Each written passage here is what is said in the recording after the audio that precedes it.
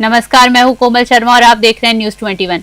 शुरुआत करते हैं खबरों की। खबर है बस्ती से, जहां सदर सर्किल क्षेत्र के गणेशपुर चौकी अंतर्गत पुलिस वाहन चेकिंग के दौरान नकली पनीर का मामला सामने आया। पुलिस ने संदिग्ध वाहन को रोककर फूड विभाग को सूचना दी।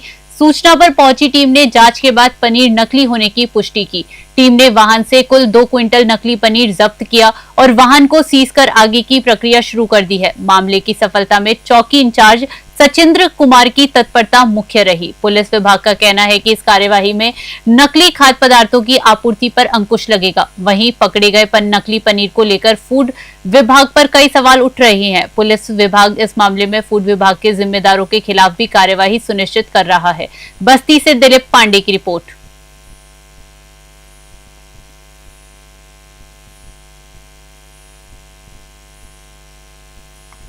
प्रधानमंत्री नरेंद्र मोदी की बाल विकास एवं पौष्टाहार योजना में बड़े पैमाने पर भ्रष्टाचार का मामला सामने आया है। जिले में करीब 96 लाख रुपए की अनियमितता उजागर होने के बाद विभाग में हड़कंप मच गया। प्रारंभिक जांच में पता चला कि योजना के तहत 1000 से अधिक फर्जी खाते खोलकर सरकारी धनराशि भेजी गई। योजना के अनुसार पहले बच्चे के लिए 5000 रुपए और दूसरे बच्चे के लिए 6000 रुपए प्रोत्साहन राशि दी जाती है। जांच में ये पाया गया कि 1500 अप्रत्याशित आवेदन संदेह के घेरे में है और अधिकांश द्वितीय किश्त से संबंधित है। सत्यापन में कई नामित लाभार्थी उस गांव के निवासी ही नहीं पाए गए। डीपीओ राजेश कुमार ने साइबर अटैक की संभावना की ओर भी इशारा किया। मामले की गंभीरता को देखते हुए 3 सदस्यीय जांच टीम गठित की गई। रिपोर्ट आने के बाद दोषियों पर कड़ी कार्यवाही की जाएगी। बस्ती से दिलीप पांडे की रिपोर्ट। देखिए, एक योजना है प्रधानमंत्री मातृ वंदन योजना, जो भारत सरकार द्वारा प्रायोजित योजना है। पहली योजना स्वास्थ्य विभाग के माध्यम से चालित होती थी। 2023-24 से हमारे विभाग के द्वारा चालित की जा रही है। अभी सितंबर महीने में हमारे यहाँ टोटल जनपद में 14 ब्लॉक हैं। उनमें से एक ब्लॉक रुधौली है। तो रुधौली ब्लॉक में हमने देखा कि अप्रत्याशित रूप से सितंबर महीने में लगभग 1500 आवेदन हुए हैं। तो शंका हुई कि और ब्लॉक्स में इतने कम आवेदन हैं, 1500 आवेदन यही कैसे हो गए। तो जाँच पड़ताल प्रारंभिक जाँच हमने करी तो चला पता कि 1500 में से अधिकांश लाभार्थी द्वितीय किस्त वाले हैं। द्वितीय किस्त के रूप में 6000 रुपये धनराशि मिलती है। प्रारंभिक जांच हमने की तो देखिए, इसमें सारा पेमेंट जो होता है वो OTP बेस्ड होता है। इसमें लाभार्थी स्वयं या आंगनबाड़ी कार्यकर्त्री के माध्यम से आवेदन कराता है। आवेदन के बाद OTP आंगनबाड़ी की ID पे जाती है। आंगनबाड़ी उसको अग्रसारित करती है चेक करने के उपरांत। फिर सुपरवाइजर के ID पे आता है, फिर वहाँ से CTPO के ID पे आता है, फिर वहाँ से डॉक्टर चला जाता है। इसमें DPO की भूमिका सिर्फ मॉनिटरिंग की है। तो ये तीनों OTP बेस्ड पेमेंट है, तो तीनों जगह से फॉरवर्ड होना और फिर अब पेमेंट हो जाना, थोड़ा सा मुझे लगा कि एक बार जांच की जाए। तो प्रारंभिक जांच जो मैंने की तो 1-2 गांव का भी हम जांच करा। पुलिस लाइन चुर्क में अपर पुलिस महानिदेशक वाराणसी जोन पीयूष मौर्य के आगमन पर विधिवत सलामी दी गई। इस अवसर पर जिलाधिकारी BN सिंह और पुलिस अधीक्षक अभिषेक वर्मा भी उपस्थित रहे। उन्होंने नवनिर्मित कॉन्फ्रेंस हॉल का फीता काटकर उद्घाटन किया। उद्घाटन के बाद अपर पुलिस महानिदेशक ने कॉन्फ्रेंस हॉल में समस्त राजपत्रित अधिकारियों को और थाना प्रभारियों के साथ सड़क सुरक्षा पर विस्तृत गोष्ठी की। गोष्ठी में सड़क दुर्घटनाओं में कमी, यातायात नियमों का सख्ती से पालन, हेलमेट और सीट बेल्ट के प्रयोग, ओवर स्पीडिंग और नशे में वाहन चलाने के विरुद्ध प्रभावी कार्यवाही पर दिशा निर्देश दिए गए। उन्होंने अधिकारियों को जनपद स्तर पर सड़क सुरक्षा को सर्वोच्च प्राथमिकता देने के निर्देश दिए। इसके अलावा उन्होंने स्वयं पुलिस जवानों को बड़े खाने में भोजन परोसा और उनके साथ आत्मीय संवाद कर परिचय दिया। सोनभद्र से संतोष साहनी की रिपोर्ट।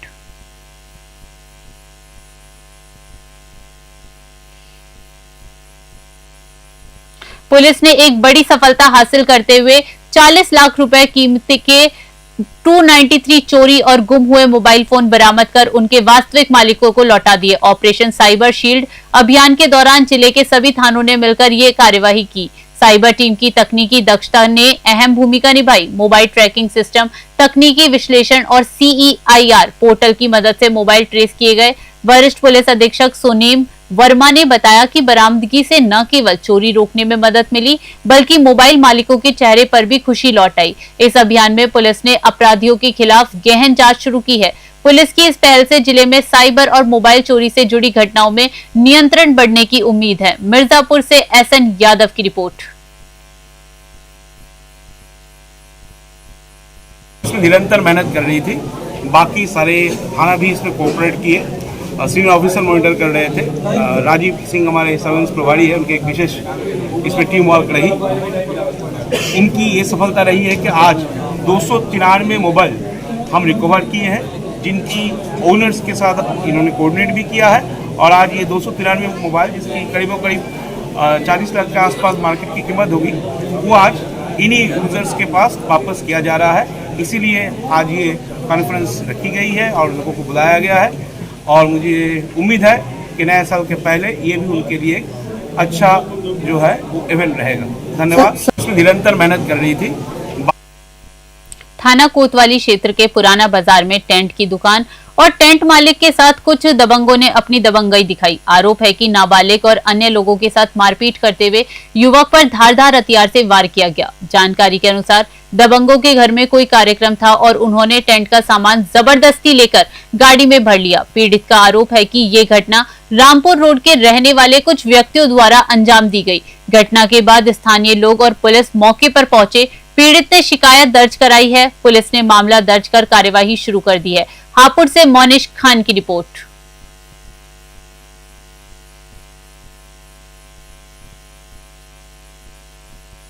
सरवण आर्मी और राजपूत करणी सेना के कार्यकर्ताओं ने जिला मुख्यालय पर प्रदर्शन किया। प्रदर्शनकारियों ने मुख्यमंत्री को संबोधित ज्ञापन जिला प्रशासन को सौंपा। ज्ञापन में 3 प्रमुख मांगे रखी गई। SC/ST एक्ट को समाप्त करना, सरवण आयोग का गठन और आर्थिक आधार पर आरक्षण लागू करना।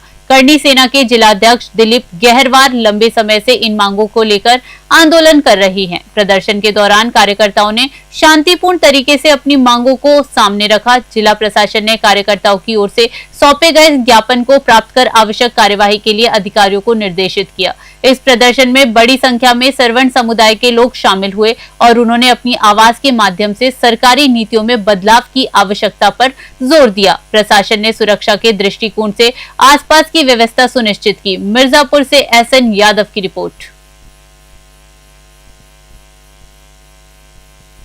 मेरा नाम मुकेश पांडे, सरवण आर्मी जिलाध्यक्ष मिर्जापुर। अच्छा, आप लोग कलेक्ट्रेट में यहाँ प्रदर्शन कर रहे हैं, किसी यहाँ हमारे आदरणीय राष्ट्रीय अध्यक्ष सर्वेश पांडे जी के नेतृत्व में मार्गदर्शन में हम लोग ने 3 सूत्री मांगों पे आज ज्ञापन देना है अभी कलेक्टर साहब को। उसके लिए हम लोग कलेक्ट्रेट में आए हुए हैं। जो हमारी पहली मांग है, SC/ST एक्ट को खत्म किया जाए। जो आज आय का मुद्दा बना हुआ है, लोग उसके दम पे कमाई कर रहे हैं, और सरवण आयोग का गठन किया जाए। हर किसी के लिए आयोग बने हैं, लेकिन हमारे सवर्णों के लिए कोई आयोग नहीं बना है। और तीसरा है, जो आरक्षण दिया जा रहा है वो आर्थिक आधार पर दिया जाए, ना कि जातिगत आधार पे। यही 3 सूत्री मांगे हमारे। SC/ST क्यों खत्म किया जाए? SC/ST एक्ट खत्म करने का मेन रीजन है कि जो भी है कि दबे कुचले लोगों के लिए जो बना हुआ था, उस कानून का दुरुपयोग हो रहा है। लोग उसको कमाई का माध्यम बनाए हुए हैं। जरा सी कुछ बातें होती हैं, जमीन की नपाई होती है, उसमें भी लोग SC/ST का मुकदमा दर्ज करवा देते हैं। फर्जी मुकदमा। थाना रामगांव पुलिस और स्वाट टीम की संयुक्त कार्यवाही में एक शातिर अपराधी मुठभेड़ में गिरफ्तार किया गया। घटना चिल्हारिया पुल के पास हुई। पुलिस ने मुखबिर की सूचना पर चेकिंग अभियान चलाया। इस दौरान KTM मोटरसाइकिल सवार अपराधी पुलिस पर फायरिंग करने लगा। पुलिस की जवाबी कार्यवाही में अपराधी के बाएं पैर में गोली लगी और उसे गिरफ्तार कर लिया गया। गिरफ्तार अपराधी की पहचान अर्जुन सिंह निवासी हल्दीरामपुर थाना उभाऊ जनपद बलिया के रूप में हुई। पुलिस ने उसके कब्जे से एक पिस्टल, 32 बोर, 2 खोखा कारतूस, 3 जिंदा कारतूस और एक KTM मोटरसाइकिल बरामद की। प्राथमिक जांच में पता चला कि आरोपी के खिलाफ विभिन्न जिलों में 16 आपराधिक मुकदमे दर्ज हैं। घायल अपराधी को इलाज के लिए जिला अस्पताल भेजा गया है। मामले में आगे की कानूनी कार्यवाही जारी है। बहराइच से मिराज अहमद की रिपोर्ट। आज थाना अध्यक्ष रामगांव को जरिए मुखबिर एक सूचना प्राप्त हुई कि उनके थाना क्षेत्र में एक अपराधी चोरी की मोटरसाइकिल और अवैध असलहे के साथ में नेपाल जाने की फिराक में है। उक्त सूचना पर तत्काल थाना अध्यक्ष रामगांव और क्राइम ब्रांच की स्वाट टीम ने नानपारा रोड पर चेकिंग की कार्रवाई शुरू की थी। अभी थोड़ी देर पहले एक व्यक्ति मोटरसाइकिल से उधर से गुजर रहा था। पुलिस टीम द्वारा जब उसे रोकने का प्रयास किया गया तो वो पलट करके भागा और भागते समय उसने पुलिस टीम पर जानलेवा हमले की नीयत से फायरिंग शुरू कर दी। जवाबी कार्रवाई में आत्मरक्षार्थ पुलिस ने जब फायरिंग शुरू की तो उसके बाएं पैर में गोली लग गई और वो गिर गया। उसे जब पकड़ करके पूछताछ की गई तो पता चला कि उसका नाम अर्जुन सिंह है, जो जिला बलिया के थाना उभाव का मूल निवासी है। वर्तमान में श्रावस्ती जिले में रह रहा है। उसके पास से एक KTM मोटरसाइकिल, एक अवैध पिस्टल, 3 अदद जिंदा कारतूस और 2 खोखा कारतूस बरामद हुए हैं। प्राथमिक जानकारी ये मिली है कि उसका लंबा आपराधिक इतिहास है। अभी उसको चूंकि चोट लगी हुई थी तो तत्काल हॉस्पिटल भेज दिया गया है इलाज के लिए, और बाकी की जानकारी अभी हम लोग कर रहे हैं। कोतवाली थाना क्षेत्र बस्ती बासी मार्ग पर ट्रक और यात्रियों से भरी बस की आमने सामने जोरदार टक्कर हो गई। हादसे में ट्रक ड्राइवर समेत 4 तीर्थ यात्रियों की दर्दनाक मौत हुई। बस में सवार अन्य यात्रियों में से 2 की हालत नाजुक बताई जा रही है, जिन्हें हायर सेंटर रेफर किया गया। घटना में कुल 11 लोग घायल हुए, जिनका जिला अस्पताल में इलाज जारी है। मृतक और घायल अभी अजमेर के लिए जा रहे तीर्थ यात्री थे, जो जनपद संत कबीर नगर के बेलहर कला से निकले थे। सूचना पाकर जिले के आला अधिकारी मौके पर पहुंचे और घटना स्थल का जायजा लिया। टक्कर इतनी तेज थी कि दोनों वाहन के परखच्चे उड़ गए। राहत और बचाव कार्य पुलिस और स्थानीय लोगों की मदद से चल रहा है। बस्ती से दिलीप पांडे की रिपोर्ट। नाम है आपका? क्या नाम है? सराफन नाम है। तो ये कहाँ से कहाँ आप लोग जा रहे थे? कुसमा से लेके हम लोग जा रहे थे सर जी, वहाँ क्या नाम अजमेर के लिए। मैं अपने बाप को कल इस गाड़ी से बैठाया हूँ। अच्छा, कितने लोग रहे होंगे गाड़ी में? लगभग कम से कम 60 लोग का ग्रुप था सर। आप भी बस में मौजूद थे? मैं नहीं था। मैं तो अभी सुना हूँ कि एक्सीडेंट हो गया। मेरा एक चचेरा भाई का पैर टूट चुका है, बाप का मेरा वो खलास हो चुके हैं। फिलहाल अभी जस्ट अभी मेरे को पता था 60 लोग थे गाड़ी में? 60 लोग थे। कहाँ के रहने वाले हैं आप? मैं ऊँच गाँव जमोहे का रहने वाला हूँ सर, थाना मुंडेरवा है। ठीक है। यमुना एक्सप्रेसवे पर घने कोहरे के कारण करीब 4 बसें और कुछ कारें आपस में टकरा गई। बसों में आग लगने से कई लोगों के जिंदा जलने की आशंका जताई जा रही है। घटना थाना बलदेव क्षेत्र के माइलस्टोन 127 के पास हुई। मौके पर पुलिस और एक्सप्रेसवे कर्मी तुरंत पहुंचे और घायलों को उपचार के लिए अस्पताल में भर्ती कराया गया। जानकारी के अनुसार लगभग 50 लोग घायल हुए हैं। बस सवार यात्री कानपुर से दिल्ली जा रहे थे। प्रशासन ने प्रारंभिक तौर पर 25 घायल और 4 मृतक होने की जानकारी दी है, लेकिन घटनास्थल से लगातार बढ़ते मृतकों के आंकड़े सामने आ रहे हैं। एक बस के अंदर 2 शव बरामद किए गए हैं और उन्हें पोस्टमार्टम के लिए भेजा जा रहा है। रेस्क्यू और राहत कार्य जारी है। मथुरा से वेद प्रकाश सासवत की रिपोर्ट। आज सुबह लगभग 4 बजे के करीब यमुना एक्सप्रेसवे पर थाना क्षेत्र बलदेव 8 बसेस और 3 छोटे वाहन आपस में टकरा गए और एक्सीडेंट के उपरांत आग लग गई। जो अब तक राहत बचाव कार्य चला है उसमें 4 लोगों की मृत्यु होने की पुष्टि हुई है। लगभग 25 लोग घायल थे, जिन्हें उपचार के लिए जिला अस्पताल व अन्य अस्पतालों में भर्ती कराया गया है। इनमें से कोई भी गंभीर नहीं है और बेहतर से बेहतर उनका इलाज कराया जा रहा है। विशेष व्यक्ति जो लोग इन वाहनों में थे उनको अपने गंतव्यों तक भेजने की सरकारी साधनों से व्यवस्था की जा रही है और जो मलबा है उसको हटाया जा रहा है। हमारे फायर ब्रिगेड की टीमें, क्रेन, एम्बुलेंसेज निरंतर काम कर रही है और जो यातायात बाधित हुआ है उसे अगले 10 से 15 मिनट में चालू करवा दिया जाएगा। आज सुबह लगभग बिलसी नगर स्थित स्कूल का वार्षिकोत्सव धूमधाम से मनाया गया। इस वर्ष का कार्यक्रम ओजस थीम पर आयोजित किया गया। मुख्य अतिथि क्षेत्राधिकारी संजीव कुमार और डायरेक्टर अनुज वार्ष्णेय के दीप प्रज्वलित कर मां सरस्वती वंदना से कार्यक्रम का शुभारंभ किया। छोटे बच्चों द्वारा welcome dance, TikTok mobile theme, Ramayan the musical act, yoga सहित कई रंगारंग प्रस्तुतियां दी गई। छात्रों की कला और नृत्य ने सभी अतिथियों को मंत्रमुग्ध कर दिया। स्कूल प्रबंधक अनुज वार्ष्णेय ने बताया कि वार्षिकोत्सव छात्रों की प्रतिभा और उमंग को प्रदर्शित करने का अवसर है। मुख्य अतिथि क्षेत्राधिकारी सुनील कुमार ने कहा कि इस प्रकार के आयोजन विद्यार्थियों की कल्पना शक्ति, आत्मविश्वास और व्यक्तित्व विकास को नई दिशा देते हैं। समारोह में उपस्थित सभी अतिथियों ने बच्चों का उत्साहवर्धन किया। बदायूं से सचिन शर्मा की रिपोर्ट। कहीं भी मतलब मुझे लगता है कि इतना शानदार प्रोग्राम हो सकता है और होता है, लेकिन हो सकता है और बड़ा शानदार प्रोग्राम, बहुत ही अच्छा प्रोग्राम और बच्चों के लिए बड़ा उत्साहित है। इन्होंने बच्चों के इतने शानदार प्रोग्राम किए हैं कि बहुत ही अकल्पनीय प्रोग्राम, बहुत शानदार। छोटे बच्चों ने प्रोग्राम किए हैं। मैं सभी बच्चों के और उनके पेरेंट्स को मैं उत्साहित करना चाहता हूँ कि इस तरह के प्रोग्राम में वो अपने बच्चों को उत्साहित करें और वो इस तरह के प्रोग्राम में भाग लें। घने कोहरे के चलते तेज रफ्तार एम्बुलेंस अनियंत्रित होकर कोतवाली देहा क्षेत्र के आज गुरुकुल के पास स्थित एक बंद दुकान में जा घुसी। हादसे में एम्बुलेंस और दुकान दोनों को नुकसान हुआ। एम्बुलेंस चालक गंभीर रूप से घायल हो गया।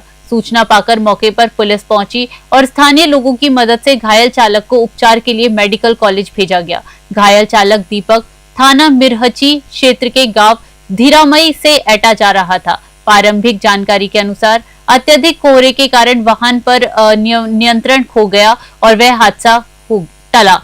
एम्बुलेंस में सवार कोई अन्य व्यक्ति घायल नहीं हुआ। पुलिस ने घटनास्थल को सुरक्षित कर जांच शुरू कर दी है। एटा से इराज अली की रिपोर्ट।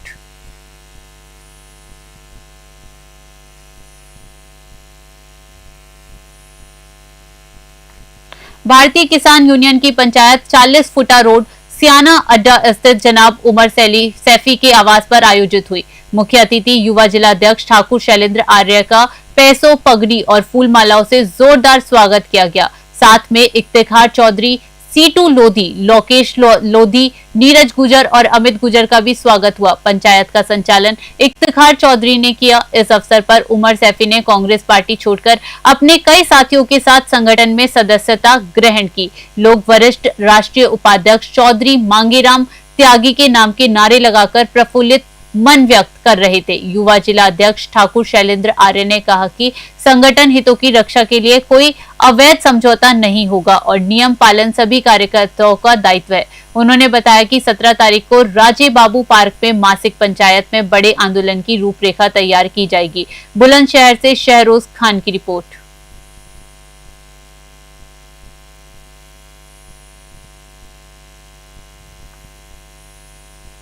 मुस्करा ब्लॉक में सुबह बच्चों से भरी एक स्कूल वैन असंतुलित होकर सड़क किनारे पलट गई। वैन में सवार बच्चे स्कूल स्वामी विवेकानंद एकेडमी के लिए जा रहे थे। हादसे में 8 बच्चे घायल हुए, जिनमें 3 की हालत गंभीर बताई जा रही है। सभी बच्चों को तत्काल एम्बुलेंस से CHC मुस्करा पहुंचाया गया, जहां ड्यूटी पर तैनात डॉक्टरों ने उनका उपचार किया। घायल बच्चों ने बताया कि लीलावती पेट्रोल पंप के पास सड़क पर दौड़ते अन्य जानवर को बचाने के चक्कर में वैन असंतुलित होकर पलटी। वैन में लगभग आधा दर्जन से अधिक बच्चे सवार थे। स्थानीय पुलिस ने वैन को कब्जे में लेकर थाने में खड़ा कर दिया है। घटना के बाद मौके पर भीड़ जमा हो गई और ग्रामीण बच्चों की मदद में जुटे। पुलिस मामले की जाँच कर रही है। हमीरपुर से महेंद्र चौबे की रिपोर्ट। क्या नाम बेटा? आर्यन। कौन सी क्लास में पढ़ते हो? 5। कौन से विश्वविद्यालय में? विवेकानंद। क्या हो गया है? गाड़ी पलट गई। अच्छा, कितने लोग बैठे थे बेटा? 8-10 लोग। अच्छा, कितने लोगों को चोटें आई हैं? 4-5 लोगों को ज्यादा। कैसे हुआ एक्सीडेंट? पता नहीं। क्या हो गया है? गाय आई है अचानक, उसको बचाने के चक्कर में गाड़ी में बैलेंस खो दिया। अच्छा। कहाँ से आ रहे थे आप? बसवाड़ी। कितने बच्चे बैठे थे गाड़ी में? 8 बच्चे थे। यमुना एक्सप्रेसवे पर घने कोहरे के कारण 7 बसें और 3 कारें आपस में टकरा गई। टक्कर के तुरंत बाद कई वाहनों में आग लग गई। हादसे में 4 लोगों की जलकर मौत हुई है। चश्मदीद ने बताया कि 20 एम्बुलेंस से लगभग 150 घायल लोगों को अस्पताल भेजा गया है। हादसा थाना बलदेव क्षेत्र माइलस्टोन 127 के पास हुआ। मौके पर डीएम और एसएसपी सहित वरिष्ठ अधिकारी पहुंचे और रेस्क्यू जारी है। पुलिस, फायर ब्रिगेड, NHAI और SDRF के कर्मचारी आग बुझाने और घायलों को अस्पताल पहुंचाने में जुटे हैं। प्रत्यक्षदर्शियों ने बताया कि गाड़ियां टकराने पर ऐसा लगा जैसे गोली चली हो और तेज धमाके सुनाई दिए। पूरा गांव घटनास्थल पर पहुंचकर मदद में जुट गया। एम्बुलेंस कर्मी अमित कुमार ने कहा कि हताहत और घायल लोगों की संख्या का सही आंकड़ा अभी नहीं पता चल पाया है। मथुरा से अरुण कुमार की रिपोर्ट।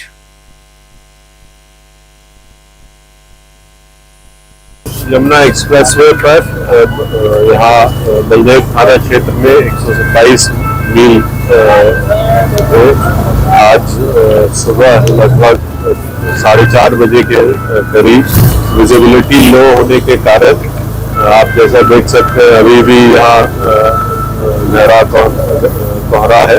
इसके चलते लगभग 7 बसेस और 3 छोटी गाड़ियाँ आपस में टकरा गई। इस एक्सीडेंट के दौरान उनमें जो गाड़ियाँ थी उनमें आग लग गई। यहाँ सूचना प्राप्त होने पर